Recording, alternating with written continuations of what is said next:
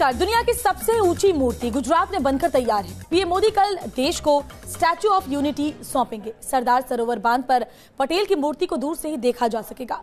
गुजरात का सीएम रहते हुए नरेंद्र मोदी ने सरदार पटेल की भव्य मूर्ति का जो सपना देखा था वो अब साकार होने जा रहा है।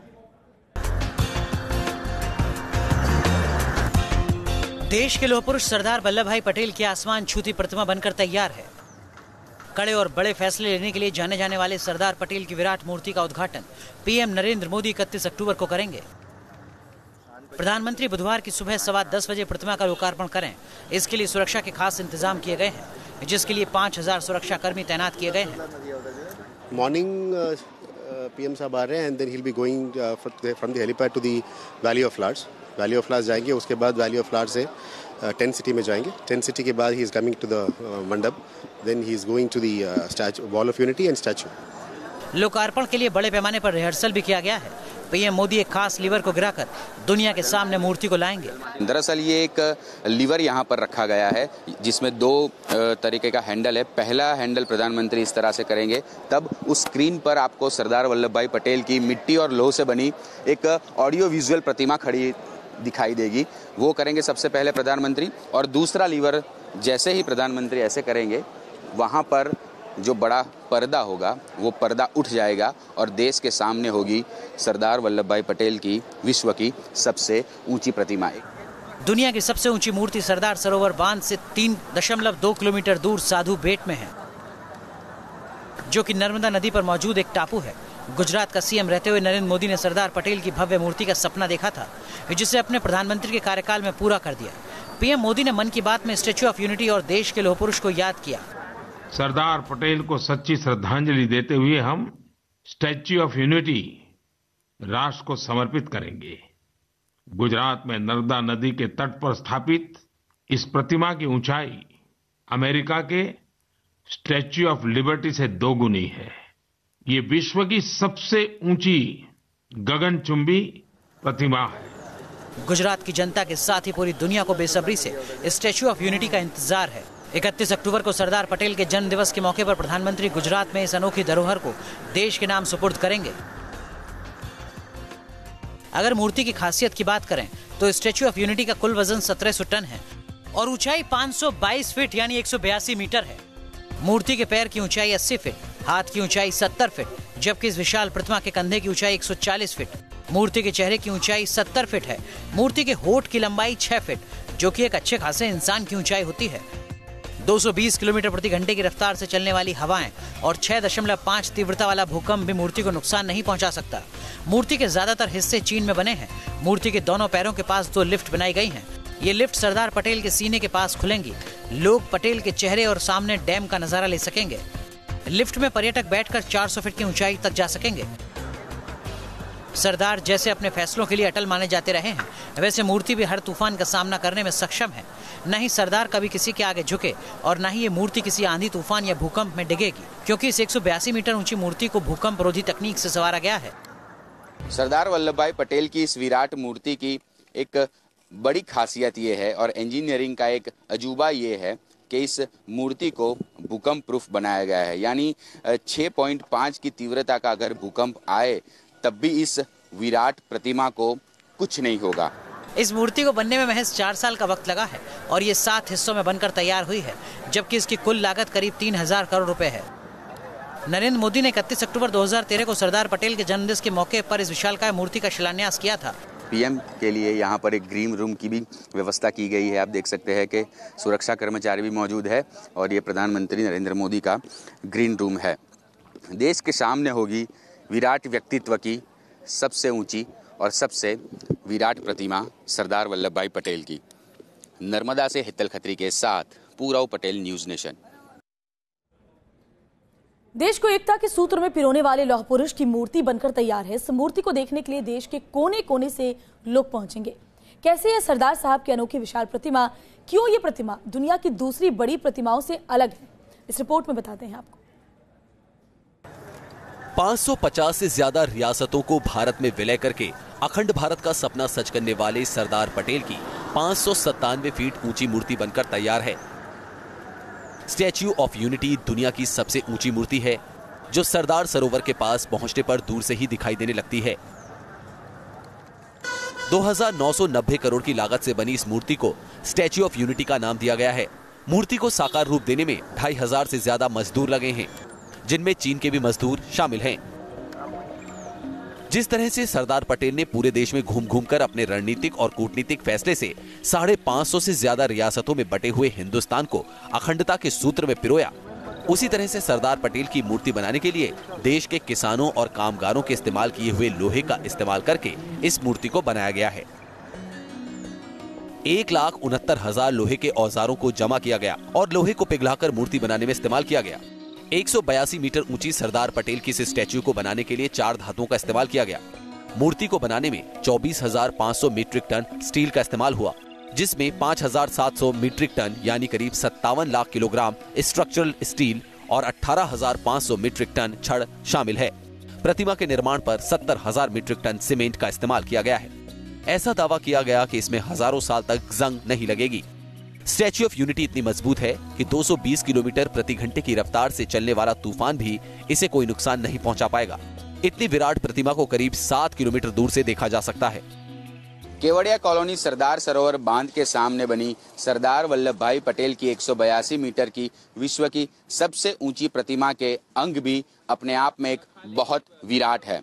आपको यहाँ से मूर्ति दिखाना चाहूँगा, आपको दिखाना चाहूँगा कि ये जो होठ है सरदार वल्लभ भाई पटेल की मूर्ति के, वो करीब 6 फीट बड़े हैं और 7 मंजिला जितनी इमारत ऊंची होती है उतना तो सिर्फ सरदार वल्लभ भाई पटेल की मूर्ति का ये चेहरा है। हाथों की बात की जाए तो 70 फीट जितने लंबे हाथ है और उसके ठीक नीचे जो पैरों की ऊंचाई है, यानी कमर से जो पैर है नीचे के, वो ऊंचाई जो है वो 85 फीट है। स्टैच्यू ऑफ यूनिटी को आर्किटेक्ट पद्मश्री राम सुतार और उनके बेटे ने मिलकर तैयार किया है। दावा किया गया है कि प्रतिमा को 7 हिस्सों में तैयार किया गया है। इसके बाद उसे गुजरात लाकर स्थापित किया गया। इस मूर्ति को 182 फीट ऊंची बनाने के पीछे भी एक संदेश है। दरअसल मोदी ने जब ये सपना देखा था तब वो गुजरात के सीएम थे और गुजरात में 182 विधानसभा सीट है। लिहाजा मूर्ति को मानकों के आधार पर 182 फीट की ऊंचाई तय की गई थी। सरदार वल्लभ भाई पटेल की इस मूर्ति की जो ऊंचाई है वो 182 मीटर क्यों रखी गई है, इसके पीछे की कहानी ये है कि गुजरात की विधानसभा सीटें 182 है। दरअसल इस मूर्ति को बनाने का सपना तत्कालीन गुजरात के मुख्यमंत्री और अब देश के जो प्रधानमंत्री है नरेंद्र मोदी, उन्होंने देखा था और 2013 में इस मूर्ति को बनाने की पहली नींव रखी गई थी। इस मूर्ति की एक और विशेषता है कि आसपास का जो नज़ारा है वो आपको सरदार साहब की जो मूर्ति है उसके दिल से आपको देखने को मिलेगा, क्योंकि अंदर 2 बड़ी बड़ी लिफ्ट लगाई जाएगी और लोग ये अद्भुत नज़ारा जो आप टीवी स्क्रीन पर देख रहे हैं, गार्डन है और उसके ठीक पीछे सरदार सरोवर बांध जो गुजरात की लाइफलाइन कहते हैं वो है, वो आपको दिखाई देगा। और गार्डन वैली के साथ साथ एक बहुत ही बड़ा म्यूजियम बनाया जाएगा सरदार साहब का, और साथ ही में यहाँ पर भारत भवन का निर्माण होगा, यानी सभी राज्यों के एक भवन होंगे यहाँ पर। ये जो सपना है वो साकार हो चुका है और 31 अक्टूबर को ये मूर्ति प्रधानमंत्री नरेंद्र मोदी देश की जनता को समर्पित करेंगे। केवड़िया कॉलोनी से हितल खत्री के साथ पूराव पटेल, न्यूज नेशन। विश्व की सबसे ऊंची प्रतिमा के ठीक सामने आई है वैली ऑफ फ्लावर, जहां पर आपको 23 लाख पौधे और 115 तरह के फूल देखने को मिलेंगे। ज्यादा जानकारी दे रहे हैं हमारे संवाददाता Purav Patel. I'm in valley of flowers. कल प्रधानमंत्री नरेंद्र मोदी की फ्रेम ये रहेगी और तस्वीर यही आएगी, क्योंकि इस जगह पर करीब 23 लाख पौधे लगाए गए हैं और करीब 110 से 15 की प्रजाति के फूल यहाँ पर मौजूद है। आप देख सकते हैं कि नीचे से आपको अलग अलग प्रकार के फूल नजर आएंगे और सामने विराट व्यक्तित्व की विराट प्रतिमा सरदार वल्लभ भाई पटेल। और यहाँ पर दिखाया गया है कि I mean valley of flowers, यानी ये एक बहुत ही बड़ा और मुख्य आकर्षण है जो स्टैच्यू ऑफ यूनिटी को देखने आएंगे उसके लिए बहुत बड़ा और मुख्य आकर्षण है। साथ में टेंट सिटी भी है। हमारे साथ फॉरेस्ट ऑफिसर, उनसे बात करते हैं। सर ये बताइए कितने प्रकार के पौधे हैं, कितने पौधे लगाए गए, कितने फूल हैं? यहाँ तकरीबन 115 जात के पौधे लगाए हैं, जिसमें फ्लावरिंग स्पीसीज और जो अपने आप में ग्रीन दिखती है या कलर दिखती है ऐसी प्रजाति के पौधे लगाए हैं। तकरीबन 600 एकड़ के एरिया में कवर किया है पूरा। यहाँ जो एक बाग बोलते हैं, ये हरियाली वन है, इसमें वड़ा प्रधान नरेंद्र मोदी साहब आने वाले हैं और यहाँ से फ्लावर ऑफ वैली का, स्टैच्यू ऑफ यूनिटी के साथ फ्लावर ऑफ वैली का भी उद्घाटन करेंगे। बहुत बड़ा आकर्षण का केंद्र होगा स्टैच्यू के साथ साथ। ये स्टैच्यू के साथ बहुत बड़ा आकर्षण का केंद्र होगा और पूरा फ्लावरिंग की वजह से पूरा एरिया दीप्यमान होगा। बिल्कुल, देखिए 600 एकड़ के इलाके में ये फ्लावर ऑफ वैली बनाई गई है और प्रधानमंत्री नरेंद्र मोदी कल यहीं पर रुकेंगे और कुछ वक्त बिताएंगे और सरदार साहब को देखेंगे हजारों फूलों के साथ। नर्मदा से हितल खत्री के साथ पूरव पटेल, न्यूज नेशन। हिंदुस्तान की सियासत में पटेल और नेहरू का नाम सबसे ज्यादा चर्चा में रहा है।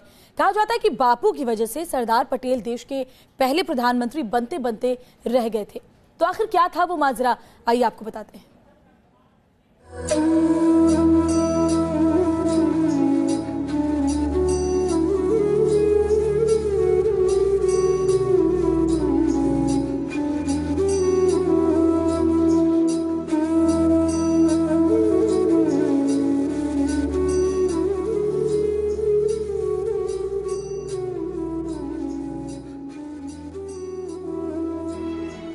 ये भी दुखद है कि एक परिवार को बड़ा बनाने के लिए देश के अनेक सपूतों, वो चाहे सरदार पटेल हो, बाबा साहब आंबेडकर हो, उन्हीं की तरह ही नेताजी के योगदान को भी भुलाने का भरसक प्रयास किया गया। सियासी गलियारों में सरदार वल्लभ भाई पटेल और जवाहरलाल नेहरू का नाम जब भी साथ में गूंजता है तो राष्ट्रपिता महात्मा गांधी की एक अबूझ छवि नजर आती है और जहन में तैरने लगता है 1946 में हुआ कांग्रेस अध्यक्ष का चुनाव, जब पटेल कांग्रेस अध्यक्ष ही नहीं बल्कि देश के पहले प्रधानमंत्री बनते बनते रह गए थे।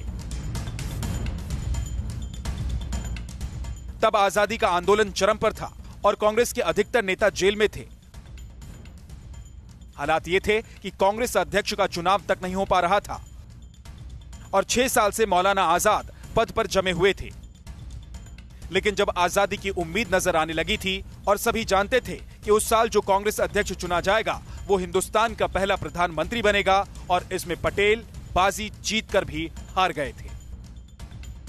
तब चुनाव में मौलाना आजाद भी उतरना चाहते थे, लेकिन महात्मा गांधी ने उन्हें चुनाव लड़ने से रोक दिया। साथ में बापू ने यह भी साफ कह दिया कि उनका समर्थन जवाहरलाल नेहरू के साथ है। बावजूद इसके नामांकन के आखिरी दिन 29 अप्रैल तक राज्यों से हैरान कर देने वाले प्रस्ताव मिले। 15 में से 12 राज्यों ने सरदार पटेल को समर्थन दिया, जबकि 3 राज्यों ने किसी को समर्थन नहीं दिया। साफ था कि कांग्रेस ने ही हिंदुस्तान की किस्मत तय कर दी थी। पटेल पार्टी के न सिर्फ अध्यक्ष चुने जा चुके थे बल्कि पहले प्रधानमंत्री के दावेदार भी हो चुके थे। लेकिन बापू के आदेश पर वो पीछे हट गए और उन्होंने पंडित नेहरू को आगे निकलने का रास्ता दे दिया। पूरा देश ये सवाल आज भी पूछता है कि आखिर गांधी के नेहरू प्रेम की वजह क्या थी? आखिर नेहरू के लिए पक्षपात का दाग सहने की वजह क्या थी? पूरा देश जानता है कि पटेल और नेहरू का यह टकराव बापू की शहादत से चंद दिनों पहले चरम तक पहुंच चुकी थी। वो महीना था दिसंबर का और साल 1947। तब तक जवाहरलाल नेहरू प्रधानमंत्री बन चुके थे और वल्लभ भाई पटेल गृह मंत्री। लेकिन आजादी के 4 महीने बाद भी देश दंगे की आंच में झुलस रहा था और इन्हीं दंगों में से एक था अजमेर में हुआ दंगा, जो नेहरू पटेल के टकराव की वजह बना। अजमेर के दंगे से निपटने के लिए पटेल ने एक जांच दल भेजा था और इसके बाद नेहरू ने खुद अजमेर दौरा करने की घोषणा कर दी। नेहरू का यह कदम पटेल को अपमानजनक लगा, लेकिन खामोश रहे। इसके बाद नेहरू ने अपना दौरा रद्द करके अपने पर्सनल सेक्रेटरी को भेजने का ऐलान कर दिया। नेहरू के इस फैसले से पटेल तिलमिला गए और उन्होंने खुद नेहरू से पूछ लिया कि उन्हें गृह मंत्रालय पर भरोसा क्यों नहीं है। कहते हैं कि इसके बाद नेहरू ने जवाब दिया था कि प्रधानमंत्री सबसे बड़ा होता है, वो कुछ भी कर सकता है, जिसे पटेल ने तत्काल खारिज कर दिया और कहा कि प्रधानमंत्री सबसे बड़ा नहीं होता, वो मंत्री समूह में सबसे पहला होता है। हालात इतने बिगड़ गए कि दोनों ने बापू के सामने अपने अपने इस्तीफे की पेशकश कर दी। लेकिन इससे पहले कि बापू दोनों के साथ बैठकर बात कर पाते, 30 जनवरी 1948 की शाम नाथूराम गोडसे ने गोली मारकर बापू की हत्या कर दी। पूरा देश आघात के दौर में चला गया और पटेल नेहरू का विवाद भी गम में घुल गया। लेकिन देश आज भी पूछता है कि आखिर नेहरू ही क्यों? कुछ इतिहासकार मानते हैं कि जवाहरलाल नेहरू में महात्मा गांधी को अपना सच्चा अनुयायी नजर आता था। उन्हें लगता था कि नेहरू की नरम नीतियां देश को जोड़ने में कारगर साबित होंगी। विदेश में पढ़े लिखे नेहरू का रंग रूप और बातचीत का तरीका भी बाबू को प्रभावित करता था। अब वजह चाहे जो भी रही हो, लेकिन कांग्रेस में बहुत बाद में शामिल हुए नेहरू आगे आगे चलते रहे, जबकि बापू के करीब करीब समकक्ष रहे पटेल उनके पीछे पीछे। और आज भी कोई इसका सटीक जवाब नहीं दे सका कि ऐसा क्यों हुआ। Team news nation. रुक रहे हैं कुछ पलों के लिए, आप बने रहिए न्यूज़ नेशन के साथ, क्योंकि खबरों का सिलसिला यहां कभी नहीं थमता।